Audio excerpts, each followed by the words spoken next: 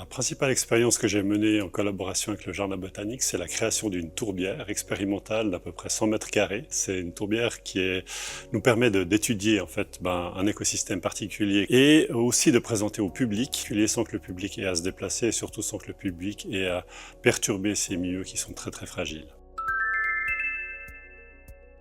Dans le cadre de cette recherche, ma tâche a été et est toujours de faire des suivis botaniques des placettes dans la tourbière. Donc chaque placette, il y a différentes placettes sur lesquelles la végétation de tourbière a été installée.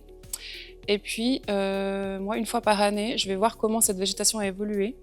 Ça donne une indication de plus pour les chercheurs sur comment se comportent les différents substrats. Donc je fais des suivis botaniques sur la tourbière.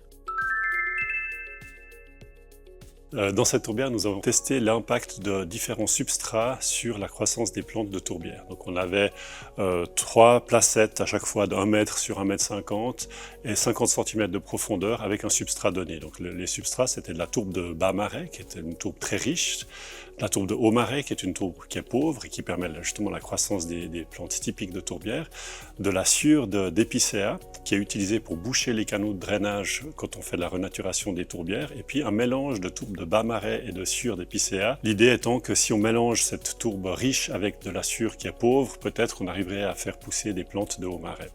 Et donc on a testé quelles plantes poussaient plus ou moins, et là notre grande surprise ça a été que les sphènes, ces mousses typiques de haut marais, en fait poussaient le mieux, non pas sur la tourbe de haut marais, mais sur la sciure d'épicéa. Et ça c'était assez formidable comme résultat.